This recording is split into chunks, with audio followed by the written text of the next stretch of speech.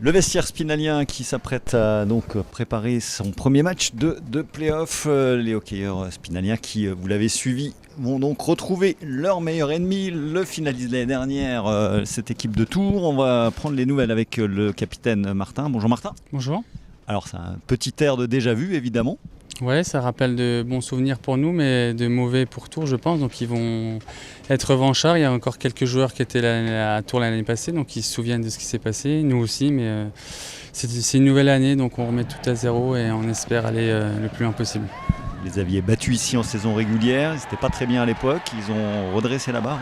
Ouais, ils ont très bien terminé le championnat, donc ils sont en forme aussi.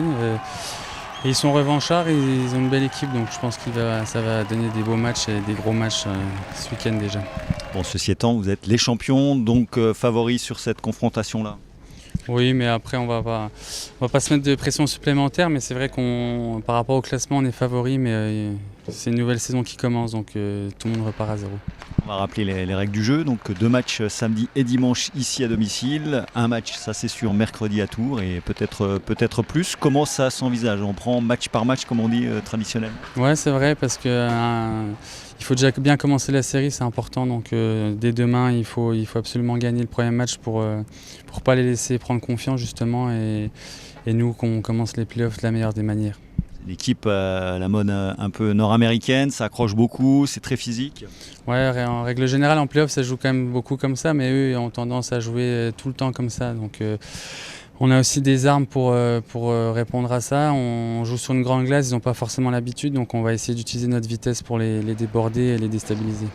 On a des nouvelles effectifs et de vous aussi. Il y a eu des petits soucis. Anthony Rappen qui revient, Mathus Rudzan un peu blessé. Comment ça se présente tout ça? Pour l'instant, on ne sait pas encore qui va être aligné demain. On va voir aujourd'hui à l'entraînement comment ça se passe, mais c'est sûr qu'il y a certains joueurs qui ne seront pas à 100%, mais c'est les playoffs, il va falloir serrer les dents pour l'équipe. On va prendre donc des nouvelles de l'effectif avec Nico Martin. Bonjour Nico. Bonjour à vous. Bon, il y a des soucis d'effectifs comme dans toutes les équipes, j'ai envie de dire. Oui, c'est les aléas du sport, surtout un sport comme le nôtre où il y a beaucoup de contacts. Donc voilà, on fait avec. Donc qui jouera, qui ne jouera pas? Qui ne jouera pas déjà, c'est sûr, Philippe Nemchek, ça c'est une certitude. Et puis pour demain, c'est une certitude aussi que Mathus Rudzan ne jouera pas. Le capitaine là qui est juste derrière? Capitaine, il est bien fatigué, mais je pense qu'il sera là et on va voir comment on l'utilise, peut-être pas le brûler non plus trop, mais il sera là. Donc comment vous appréhendez ce premier match du coup? Comme un match de play-off, j'ai envie de dire. Nous, on s'est mis un peu dans notre bulle, comme on a l'habitude de faire. Nous, on ne se pose pas trop de questions, on ne part pas favori, il ne faut pas d'excès de confiance, on sait ce qui nous attend.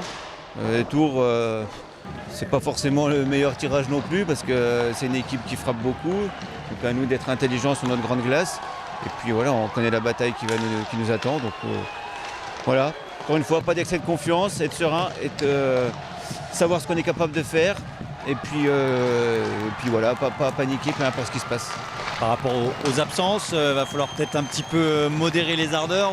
C'est sûr que quand on attaque les phases finales et qu'on a l'équipe au complet, c'est une sécurité supplémentaire, ça a une profondeur de banc qui n'est pas négligeable. Maintenant, là, la profondeur de banc elle est un peu entamée, mais voilà, on va réagir par rapport à ça. Et puis ça va aussi donner du temps de jeu à certains jeunes parce qu'il faut absolument qu'on arrive à faire tourner tout le monde. Quand on enchaîne des matchs comme ça, 2 jours de suite, la fraîcheur, ce sera aussi un élément clé. Scénario idéal, évidemment, dimanche soir, partir là-bas avec 2 victoires. Scénario idéal, c'est sûr, c'est de repartir pour le match de mercredi avec 2 victoires dans la poche. Mais voilà, encore une fois, il faut faire les choses intelligemment et se battre jusqu'au bout. Mais je pense que c'est l'équipe qui en voudra le plus, qui aura le plus la rage, qui sortira déjà de ce week-end-là vainqueur. L'heure est donc au quart de finale de D1 de hockey avec cette confrontation entre Épinal et Tours. Le premier à 3 victoires se qualifiera. Avantage de la glace aux Spinaliens qui récupère pour l'occasion Anthony Rappen.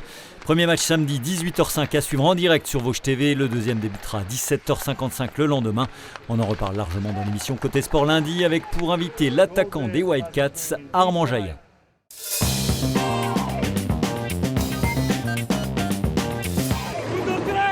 Dans le reste de l'actualité sportive du volleyball tout d'abord, avec la 3e journée des playoffs d'élite masculine et une très belle affiche pour le SAS Volley. Actuel 3e, les Spinaliens reçoivent le leader Avignon, descendu de Ligue B et fort comme Épinal d'une série de 10 victoires consécutives en championnat. Premier service à 19h au gymnase Viviani. En Elite Access, gros défi également pour les Louves de Saint-Dié, 2e, qui vont tenter de détrôner dans sa salle le leader Bordeaux.